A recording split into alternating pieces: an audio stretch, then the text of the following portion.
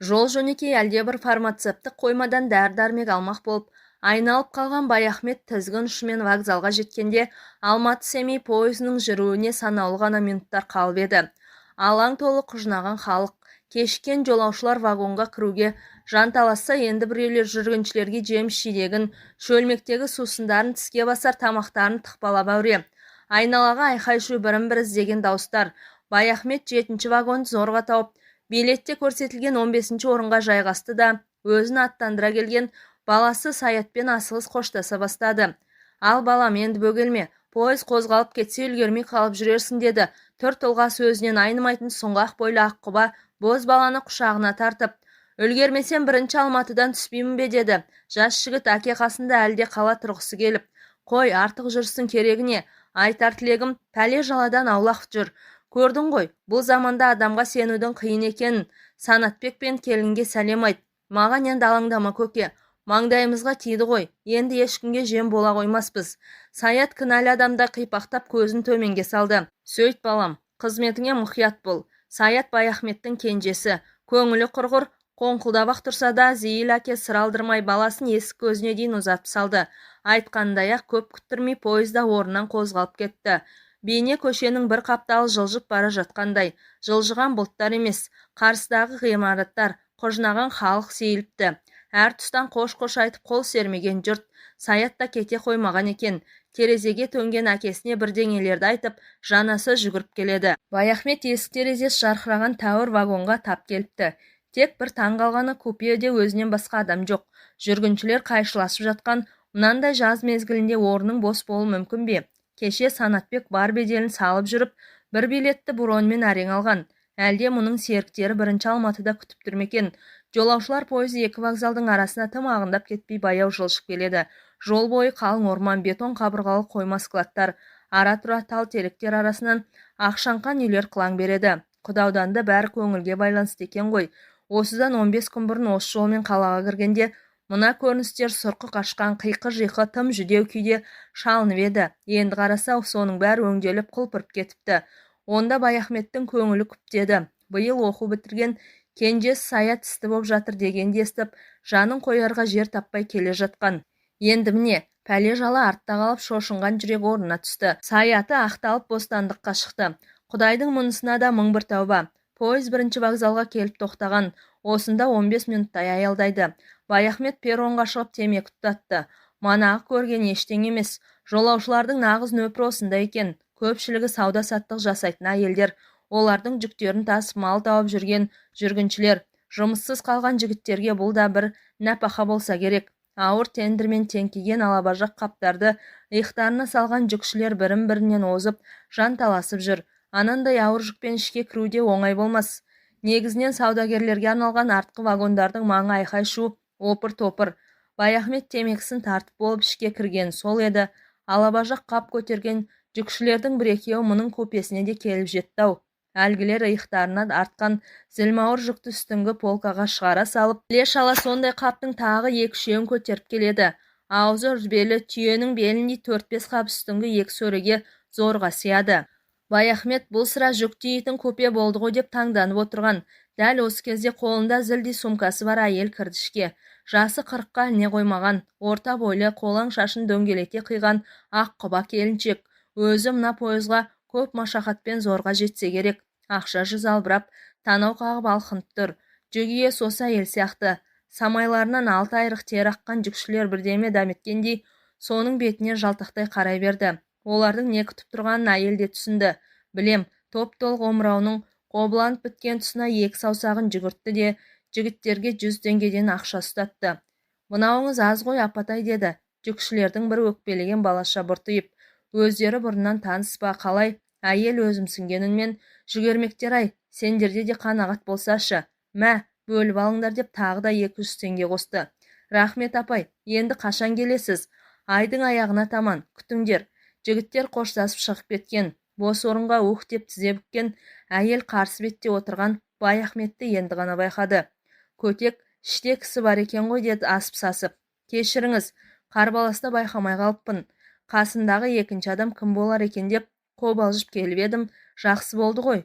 Несі жақсы? Баяхмет салқын жымиды. Сізге серік болғанымды айтам да, бұлай сенімді кісі көрінесіз. Сенімді екенімді қайдан білдіңіз? Қойыңыз шаға, кісіні қорқытпай. Оқыған, инабатты адам екеніңіз түріңізден көрініп тұр ғой. Келіншек соны айтып сықылықтап күлді.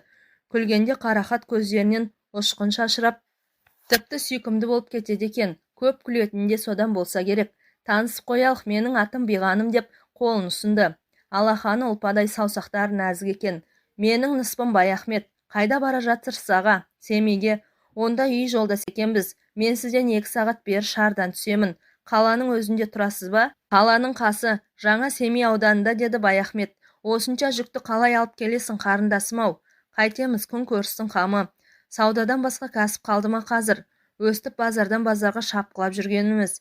Ініміздің жаны тыныш екен. Сізді жүгіртіп қойып қалай жатқаны? Бір сәт әйелдің жүзі нарау тартып, бір мұңды көлеңкеге жүгіріп өтті. Сол ініңіз болмай тұр ғой аға. Ол тірі болса мұндай күйге түсер ме едім. Күйеуімді осыдан 3 жыл бұрын біреулер пышақ салып өлтіріп кетті. Кешір айналайын. Баяхмет ыңғайсызданып қалды. Білмеген уыш еді. Сіз сияқты сұлу келіншек сыңар болмас деген ой ғой менікі. Бұл кезде пойыз орнынан қозғалып та кеткен. Бір мезетте билеттер тексеруге жол серік жігіт кірді. Бәрі заңды. Биғаным басқа көпшілік қолды вагоннан орын таппаған соң купелі вагоннан 3 орынды бірақ сатып алыпты. Қазір уақыт дегенің ақша. Мұнда босқа қамалғанша бір күнде болса ертерек жетіп алған жақсы. Көршісі өз жайын осылай түсіндірді де, бауырым, бүгін мен әбден шаршап өлейін деп келдім. Бізге тезірек төсеніш әкеліп берші, деді жол серік жігітке. Көрші әйел алаңсыз киім ауыстырып, жайғасып алсын деген оймен Баяхмет тамбурға шығып кеткен. Сол жақта асықпай темекі тартып, біраздан соң қайтып оралса, Биғаным төсегін салып жатып қалыпты. Үстіне ақ жайма жамылып, бетін ірге жаққа бұрып, бір қырынан жатыр. Жамылғының сыртынан үзілген белі томпиған толық бөксесі ап-анық білінеді. Ең ғажабы, мұның да төсегін жайнап реттеп қойыпты. Ыңғайсыз болды-ау, деді Баяхмет. Төсеніштің тиынын төлемеген есіне түсіп, адамның іші бауырына еніп тұратын неткен жан өзі. Ақылына көркі сай осындай бір қылап әйелдер болады-ау. Сағатына қарап еді, 4-ке жақындап қалған екен. Түске дейін дәрі-дәрмек іздеймін деп біраз сандалған Баяхметтің де қара саны үзіліп тұр. Тақырын білдірмей шешінді де бұл да төсегіне жатты. Бір кезде 10 неше вагон тіркелден ауыр состав қаладан шығып, Қапшағайға қарай өндіре зулап келе жатқан. Жылдамдық пен кеңістік өзара егеске түскендей, уақыттың мәңгі бітпес шырына басынды. Дөңгелек үні кейде бәсеңсіп, қомығып шалынса енді бірде ауа қабатын дар-дар айырып, өршелене бүдеп кетеді. Тарсыл-гүршіл апыл-құпыл.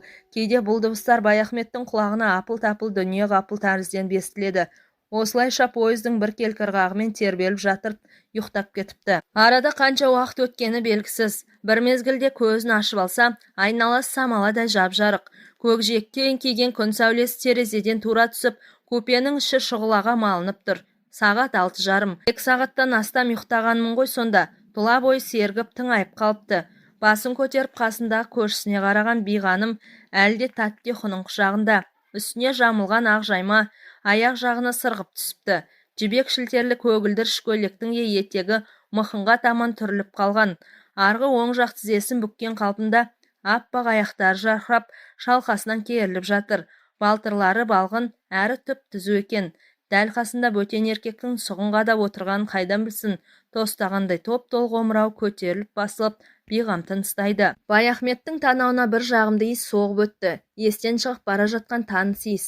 Жас әйелдің иісі. Сол-ақ екен, денесі бір ысып, бір суып, жүрегі де атқақтап, қатты соғып кетті.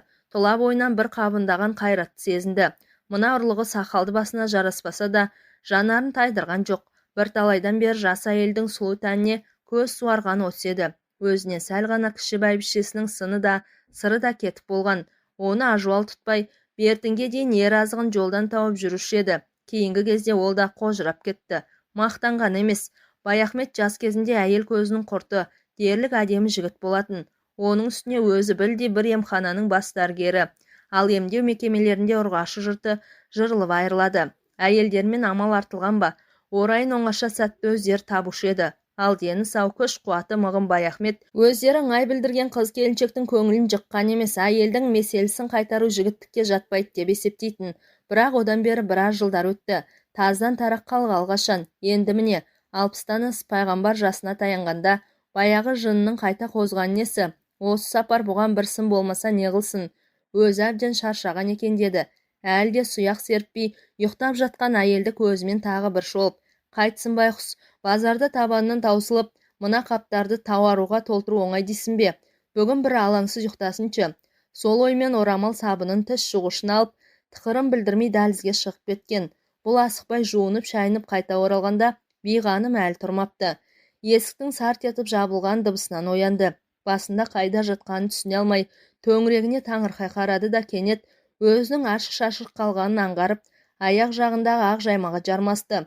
Кешіріңіз аға, күн қапырық болған соң жеңіл-желпі жата кетіп едім деді, өңі өрттей алаулап. Оқасы жоқ, мен дәрігермін ғой. Дәрігерге ештеңе таңсық емес. Баяхмет теріс айналып мән бермеген сынай танытты.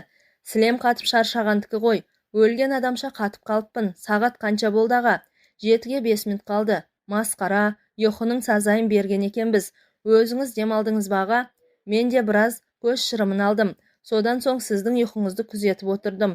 Ятай, сіздің алдыңызда ашық-шашық, естіген құлаққа көрген көзде жазық жоқ. Егер мен суретші болсам, ұйқыдағы ару деген полотно салар едім. Қойыңыз шаға, шынымен-ақ қарап отырдыңыз ба?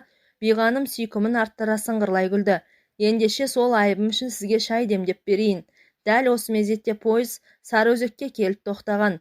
Бұлардың вагоны жол жиегіне үйіліп жатқан қауын қарбыздың тұсына дәл келіпті.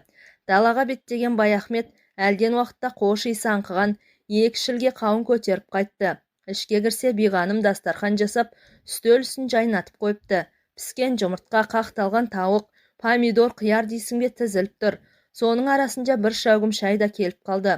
Мынау менің базардан асығы сала салған жол азығым ғой. Дәм ала отырыңыз аға деді биғаным, екі кесеге шай құйып жатып. Мана үйден аттанарда Санатбектің келіншегі жолда жеңіз деп бір пакетке оны-мұны салып жатқан сияқты еді. Баяхмет те соған қол созды. Қойдың ойынды еті, кесілмеген ортан жілігі мен бір жақ сүбесі, семіз белдемесі, көкөніс, жеміс-жидек. Ең соңында қолы қаттылау бір нәрсеге тиіп еді. Газетке оралған бір шөлмек. Қазақстан коньяк екен. Әй, менің осы келінім де жөн біледі деп Баяхмет дауыстап жіберді. Манасы жол қысқартқанға жақсы болды ғой. Бұлар әртүрлі дәмнен ала отырып тез шүйіркелесіп кетті. Биғаным жол жүруге ысылған ашық әйел екен. Коньякты қалыспай ішіп әңгімедің де отын маздатып отыр. Күйеуі өлгелі бір әулетте бас көтерген адам өзі екен. Қолында ата-енесі 3 баласы бар. Балалардың алды студент, арты мектепте. Кезінде сауда техникумын бітірген. Біраз жыл райпода бухгалтер болған. Қазір ол кеңселер таратылды. Енді жеке саудамен күн көрмеске амал жоқ. Ата-енесін алма-кезек дүкенге отырғызып, өзі осылай үлкен қалалардан тауар тасымалдап жүргені. Тая отырып дәм бөліскендіктен бе, әлде басқа бір себебі бар ма? Араларында көзге көрінбейтін бір жіптің байланғаны анық. Осыны айқын аңғарған Баяхмет баяғы батылдығын қайта тапты. Әлі жап-жассың, күш қайраты тиетін бір еркекке қол артуға болмады ма деді. Әйел затына бірден үстемдік жүргізе бастайтын әдетімен. Қайдағы жап-жас, 40-қа келгенде соңында тіркемесі бар біз сияқтыларды кім алады? Биғаным мұңая тіл қатты. Бұл күнде отбасына сүйеу болатын жөн түзу еркек қалды ма? Тепсе темір үзетін небір жігіттер әйелдеріне масыл боп үйінде жұмыссыз отыр. Бұл да бір өтпелі кезең шығар. Заман бұл қалыпта тұрмас деді Баяхмет, жылдам сырғып қалып жатқан боз жусаны далаға терезеден көз жіберіп. Өзіңіз жай қыдырып жүрсіз бе аға? Жоға, қыдырыс қалды ғой қазір. Балалардың тауқыметі де баяғы. Кенже ұлым биыл оқу бітіріп еді. Сол бала аяқ астынан сотталып кете жаздағаны. Қалайша? Қалай деріңіз бар ма? Біздің ұл бір қызбен танысып жүріп, түбі өзіне серік болмағанын сезген соң бойын аулақ салған ғой. Бірақ қыз талақтай жабысып айрылмайды. Ақыры ырыққа көнбесін біліп өш алуға бекінеді. Туған күнін сылтауратып, пәтеріне қонаққа шақырады да мені зорлады деп полицияға хабарлайды. Ой, сұмдық-ай, сонда араларында бірдеңе болып бекен деді биғаным әйелге тән әуестікпен. Болған, бірақ ерікті түрде. Бұрында талай кездесіп жүрген ғой. Ал құқық қорғаушылар келгенде қыз өз көйлегін өзі жыртып, жәбірленген әйелдің кейпіне түскен. Содан не болды? Балаңыз ақталды ма әйтеуір? Ақталды. Үлкен ұл әкімшілікте қызмет істеуші еді. Сол бір тәуір адвокат тауып ісін сотқа жеткізбей босатып алды. Апыр-ай, жақсы болған екен. Ендеше сіздің осы жеңісті сапарыңыз үшін алып қоймаймыз ба? Бұлар шайға қанып ара-тұра коньяктан да ұрттап қойып, әрінен сөз етіп отыр. Бірақ қандай әңгіме айтса да айналып келіп, ер-әйел тақырыбына соға береді. Мына бір оңашалықта соны тілейтіндей. Бұрын кім білген, біздің заңдарымыздан адам түсінбейтін жайлар көп екен, деді Баяхмет 2 стаканға тағы да коньяк құйып жатып. Осы сапарда қылмыс кодексімен аздап танысқаным бар. Бір статьяда былай деп жазыпты: егер күйеу әйелінен еркінен санашпай күшпен игерген анықталса, 6 айдан 2 жылға дейін бас бостандығынан айырылады деп, сұмдық емес пе? Солай деп жазып па? Биғаным сықылықтай күлді. Әйел аздап бұлданбаса, еркек сәл-пәл зорламаса бола ма? Жаңағы статья бойынша еркек атаулы түгел сотталып кетпей ме? Бәрін заңға апарып тіреміз де, кейде адамдар қатынасын өстіп қолдан ушықтыруымыз бар, деді. Баяхмет сәл ойланып қалып. Өркениеттің соры осы ғой. Бұлай қарасан дүние кең сияқты, бірақ айналаң толған тор, заң торлары. Сен сол шектеулі торлардың ішінде ғана өмір сүресің.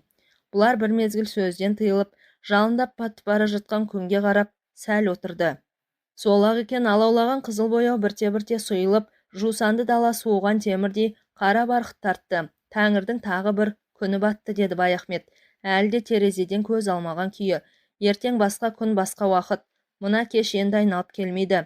Келіңіз, осы бір қайталанбас кеш үшін. Бұрын бұлай ішпеуші едім, маған бірдеңе көрінер, деді Биғаным коньяктан ұрттап қойып. Әңгіме айтыңыз шаға, сіздің сөздеріңіз сондай әсерлі. Қандай әңгімені ұнатасыз? Заман, уақыт жайында, махаббат жайында? Заман ауыр, деді Баяхмет. Қылмыс көп, күн сайын кісі өлімі, топ-тобымен сотталып жатқан адамдар. Кейде қайран қалам. Бір кезде осынау далада не полиция, не прокурор, не абақты болмапты. Соның өзінде адамдар еш алаңсыз өмір сүрген. Жауапкершілікте болмаса, кісі өлтіру, ел тонау деген атымен болмаған. Қазақ өмірі есігіне құлып салмаған ел ғой. Ал әйелше, әйелге байланысты жанжалдар болмаған ба? Мәселен, Бекежан мен Төлеген болған, бірақ ол да жесір дауынан аспаған. Ал Бекежандар өлуде біреу ғана. Салт дәстүрді бұзған үшін де халық оған қарғыс айтқан. Ол заманда дүние кең болыпты ғой, еркектер 2-3 әйел алыпты, деді. Биғаным күле тіл қатып. Алған, бірақ бәрі емес, шамасы келгендер ғана. Жаугершілік заманда еркектің саны күрт азайып кетіп отырған ғой. Көшпенді өмірде шаңырақтың бассыз иесіз отыруы мүмкін емес. Мұндайда жетім жесірді күйзелтпеу үшін қорғансыз әйелді әмеңгерлік жолмен қайын-қайнағаларына қосатын болған. Бұл да болашақ ұрпақтың қамы. Біз түсініп жүргендей, қатын үстіне бару қорлық емес. Ол заманда жақсы әмеңгер тапқан әйел өзін бақытты санаған. Ондай құлшынып отырған қайнаға табылса, өзімізде тиіп алар едік, деді Биғаным әзілдей тіл қатып. Егер заң рұқсат етсе, өзіңіз тоқал алар ма едіңіз аға, деді Биғаным бұған сыңай қарап. Алмағанда еркектің қоры мен дейсің бе? Бәйбіше болса қартайды, деді. Әйел алдында төмендегісі келмей. Сізді 60-қа келді деп ешкім айтпайды. Өзіңізді жақсы сақтағансыз. Дәрігерсіз ғой, ем-дом қолдандыңыз ба? Ем-домсыз-ақ Құдай берген қуатым жетеді, деді Баяхмет қарқылдай күліп. Баяғы аталарымыз мықты болған ғой, шаршаған жоқсыз ба? Егер ұйықтайтын ойыңыз болмаса, сізге бір әңгіме айтып берейін. Айта беріңіз, ұйқының есесін күндіз қайтардық емес пе, деді Биғаным ықылас танытып. Бүгінгі адамдарда сын жоқ. Табиғат бүлінді, ауа бұлғанды, полигонның зардабы болса мынау. Кейде жап-жас жігіттердің төсектен қалып қойған көргенде жағаң тұстайсың. Менің алтын ине аталатын шағын емханам бар. Кейде жаңағыдай жігіттер келіп көмек сұрайды. Әрине ине саласың, тағы басқа ем-дом жасайсың. Кейбіреулерді соңынан келіп рахмет айтып жатады. Айтайын деген мол емес. Әлгіндей зәурет адамдарды көргенде менің есіме өзіме шет жағасын көрген бір оқиға түседі, деді Баяхмет бір ұзақ әңгіменің желісіне түсіп. Сізге әлі айтпадым-ау деймін. Мен балалық жастық шағымды шығыстағы Шыңжаң өлкесінің Тарбағатай аймағында өткіздім. Қазақ жер кең байтақ, сол даланы жайлаған көшпенділердің пейілі одан да кең. Сондықтан болар басқа ешбір қоғамға сыймайтын, өзге жерде ұшыраспайтын неше алуан жандар қыр елінде мол болушы еді. Бақсы, балгер, дәруіш, дуана, бақалшы, саудагер, қыдырмақшы, ақын, жыраулар дейсің бе толып жатыр. Қазекең ешкімге сен кімсің демейді. Әлгіндей кезбелер ішінде емін-еркін жүре береді. Біздің бала кезіміз 40-шы жылдардың басында Қоңырақын деген біреудің даңқы жер жарды. Қоңырақын келе жатыр десе, жылаған бала уанады. Өзіңіз сияқты жас әйелдер жанын қоярға жер таппай қалтырап кетеді. Үлкендер жағы мал құлағы саңырау, сол пәленің атын айтпаңдаршы деп ұрсып тастайды. Соншама құбыжық көрінген Қоңырақын кім дейсіз ғой? Ұры қар емес, керуен тонап кісі өлтіргенде жер жоқ. Ел аралаған көп кезбенің бірі. Өзі 30-шы жылдар осы жақтан ауып барыпты. Сүйегі бәйжігіт ішінде жұмық десетін. Бала кезімде бірер мәрте көргенім бар. Жасы 30-дың ішінде енді ілінген ұзын бойлы ер тұлғалы қара сұр жігіт еді. Жүрген жерін думанға толтыратын әнші домбырашылығы тағы бар. Шын аты Қоңырбай екен. Жұрт әлгіндей өнеріне қарап Қоңырақын атап кеткен. Сол Қоңырақын бір ғана міні әйел затына ұстамсыз болды. Өңі тәуір ұрғашы көрсе болғаны, көзі тұнып еркінен айырылып қалады. Оған дәл қаға беріс жер болса жетіп жатыр. Бірден шабуылға өтеді. Не ғажап, оған әйелдер де көп қарсыласпайды екен. Әлде гипнозы бар ма, кім білсін. Көзіне көз түссе болғаны, өздері-ақ бейімделіп жантая беретін көрінеді. Ол жүрген аулада бұлақтан суала барған, тезек тере шыққан жас әйелдер беттеріне қан жүгіріп, бусанып қайтатын әдет тауыпты. Қоңырақынды кезіктірген Тәңірге дән риза. Тек бір жаманы өз күйеулерін біразға дейін менсінбей қалатын болса керек. Қоңырақын талай рет қылмыс үстінде қолға түсіп ашынған ауыл адамдары енді оны ұлыққа тапсырмақ болып байлап тастағанда әйелдер түнде ұрланып барып босатып жібереді екен. Жалпы әйелдер дәтіне берік кісі, қадірін білетін жұрт қой. Баяхмет әңгіменің осы тұсына келгенде өз сөзінің әсерін байқау үшін көршісіне көз қырын тастаған. Биғаным өзге дүниені ұмытып алға ұмысына қатып қалған екен. Содан кейін не болды аға деді тағы таусылып. Қоңырақын осылайша әйелдердің қолдауымен ел ішінде емін-еркін жүріп жатты. Ұрлығы заң законы бар. Қала маңына жоламай көбінше толы дөрбілжің, Шағантоғай секілді шалғай аудандарда жүреді. Жас әйелдер жұрт көзінше ұялғансып, ойбай құрсын деп беттерін басқанмен, іштей тілектес болып аты шыққан жас жігітті көруге бір құмар еді. Оның үстіне ел арасында өмір пұшпағы қанамаған қатындар Қоңырақын қонып аттанған соң бала көтеріпті деген лақап тараған. Осыны естіген кейбір балаға зар, бедеу әйелдер қадіре қалғыр, ондай құт құйғыш неме болса ол жүгермек біздің жаққа неге бір соғып кетпейді деп отырғанын құлағымыз шалғаны бар. Енді бір асып тасқан кекіре әйелдерді жақсыны көрмекке деген әуестік билейді. Керей ішінде бір төренің ерке тоқалы сол немені әркімдер-ақ көкке көтере мақтайды. Өзінің әуселін көрсін-ақ депті бір отырыста. Ол да шау тартқан шалына көңіл толмай, желілігі басылмай жүрген әйелдің сырттаны болса керек. Бұл әңгіме Қоңырақынның да құлағына жетіп бір күні бай жол жүріп кеткенде әлгі ауылға әдейі келіп қоныпты. Екі мықты оңаша үйде арман сайқасады ғой баяғы. Ертеңіне төсектен тұра алмай қалған тоқал сырлас абысындарына бұрын байға тидік деп босқа мәз болып жүріппіз ғой. Несін айтасың? Еркектің не екенін бүгін көрдім. Мың болғыр, қамау терімді бір алып құрыс-тырысымды жазып кетті. Көптен ұйқымның қанғаны осы шығар деген екен. Осындай сөздерден кейін азаматтың абыройы аспандамай тұра ма? Баяхмет әңгімесін қайта жалғады.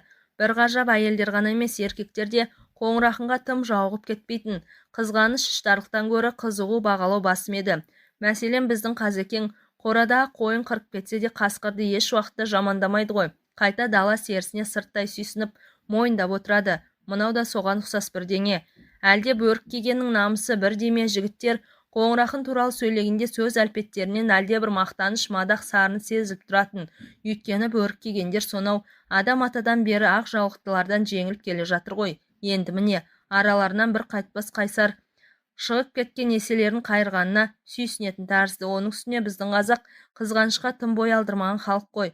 Махаббатқа ойнап күлуге жол ашық. Бұл жағынан француздарға өте жақынбыз. Әуезовтің Абай жол романын оқыған боларсыз.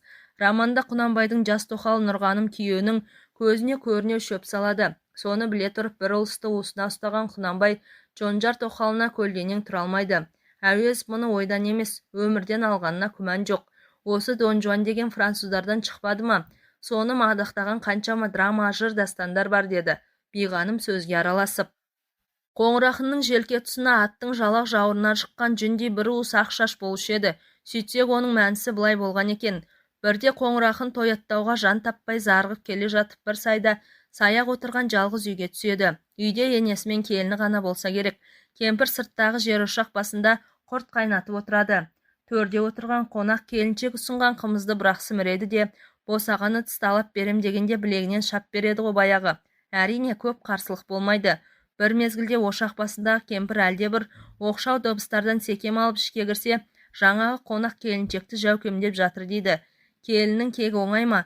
Бірден ажыратуға ұмтылған, жалма-жан керегеде ілулі тұрған қылшылбырды жігіттің мойнына салып жіберіп шірене тартқан екен.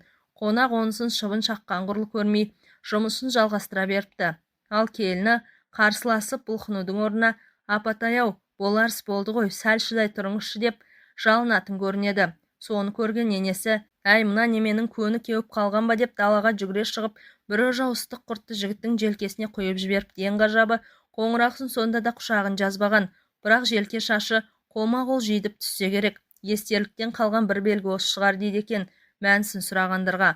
Қоңырақының мұндай жоғы қалай түскені жайында түрлі болжамдар айтылған, деді Баяхмет алдындағы шайды ұрттап қойып.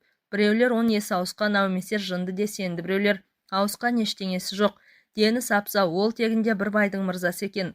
Арғы беттен ауып келген соң әйелі бұдан айнып басқа біреумен қашып кетті. Содан ұрғашы жұртында өші бар. Кемінде 1000 әйелдің етегін ашпасам ит болайын деп серт ұстапты десетін. Ол меженің қашан толарын кім білсін. Білетіндердің айтуынша есеп 200-ден енді ғана асса керек. Анандай күйеу тастап кетіп жүрген ол хатында да оңбайды екен, деді биғаным қарадай алқынып. Ақыры не болды аға? 40-шы жылдардың ортасында сол қоңырақын ұшты күйлі ғайып болды, деді Баяхмет. Тағы да әртүрлі қауесет тараған. Астырттағы займенкілердің бірінде бір ұйғырдың жас әйеліне шапқан екен, күйеуі үстінен түсіп, балтамен шауып өлтіріпті десті біреулер.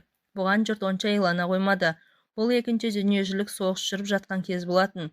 Осының алдында қоңырақын арғы бетте еркек кіндік түгел соғысқа кетіп, ауылда тек қатын қалашқана қалыпты. Елге қайтпасам болмас деп жүреді екен. Соған қарағанда туған жеріне қайтып келуі де ғажап емес. Бұл жақта ондай адам симайды ғой, сорлы жігіт ит жеккенге айдалып кетті ме екен, кім білсін. Бұл кезде қас қарайып сағат 11-ге жақындап қалған. Баяхмет мана келген қауынның бірін тіліп, бұлар енді соны жеп отырған. Сіз дәрігерсіз ғой, қоңырақының бойындағы жойқын қуатты қалай түсіндірерсіз, деді биғаным, әлде жаңа әсерінің әсерінен айыға. Баяхмет бұған сәл ойланып барып жауап берді. Жалпы ол уақыт табиғаттың әлі бүлінбей таза тұрған кезі ғой.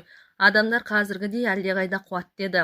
Ал қоңырақынға келсек, адам организмде кейде осындай патологиялық ауытқулар болады. Бұл да соның бір нышаны шығар сірә. Биғаным үстел үстін ретке келтіріп, тамақ қалдықтарын жинастырып жатқанда Баяхмет дәлізге шығып кеткен. Сол маңда тоқ басып темекі тартып ұзақ аялдады. Шығыстан топ-толық ай көтеріліп келеді екен. Тамыздың 15 жаңасы болар. Көптен бері мұндай толық айды көріп тұрған осы. Жарықтық ай, бүгін толған айдың түні екен-ау, деді. Іштей тебіреніп, аяқ астынан бойға желік бітуі осы айдың әсер емес пе екен? Тұла бойына ай сәулесі себезденіп сіңіп жатқандай бір рахат күйге бөленіп, ол терезенің алдында ұзақ тұрды. Баяхмет көпеге қайтып оралғанда биғаным төсегін салып жатып қалыпты. Күндізді көргендей ақ жайманың астында керіліп жатыр, бірақ ұйықтамаған ық. Бұл да өз орнына келіп қисайды. Шам сөнген, алайда толған айдың кешінде дала жап-жарық, терезеден алагеуім сәуле түсіп тұр. Ұйқы келер емес. Бойында алабұртқан бір қызу бар. Дәл қасында ақсазандай келіншек қайтпек керек. Әдеп сақтап осылай мәдениетті түрде жата беру керек пе? Биғаным не ойлап жатыр екен? Бұдан бір белгі күте ме, әлде үмітсіз бе? Қалай болғанда да сыр тартып көру керек. Биғаным, ұйықтап қалдыңыз ба, деді. Бұл әлден уақытта шыдай алмай. Көршісі ояу екен. Ұйқы қашты ғой. Менің есімнен жаңағы қоңырақын шығар емес, деді әйел күле тіл қатып. Қайдағы әңгімені айтып кісінің ұйқысын бұздыңыз ғой аға. Мен де ұйықтар алар емеспін. Неге? Ай толған түндерде осылай елегізетін әдетім бар. Оның үстіне қарсы жерде айдай толықсып сен жатырсың. Қызды ауылдың итін үргізуге құмар көшпенді елдің баласы едім. Белгі бермесем еркек басыма мін болады-ау деп 2-дай күн кешудемін. Ой аға, қандай қызықсыз өзіңіз, деді биғаным сылқ-сылқ күліп. Арамыз бірақ қадам жер. Үйтіп басыңызды қатырғанша бері қарай аттай салмайсыз ба? Кейде қол жетпес армандай көрінетін нәрсенің бір ғана сөзге батыл бір қадамға ілініп тұратын бар-ау. Несін айтасың?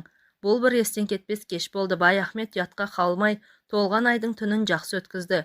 Ертеңіне түске таман пойыз шар бекетіне келіп тоқтады. Биғаным жүктерін әкеліп қойған екеуі жабылып жерге түсірді. Қарсы алған ешкім байқалмайды. Адамдар бір күннің ішінде бір-біріне бұлай бауыр басып қалады деп кім ойлаған? Баяхмет кеше осы уақытта дүниеде биғаным деген әйел барын білуші еді.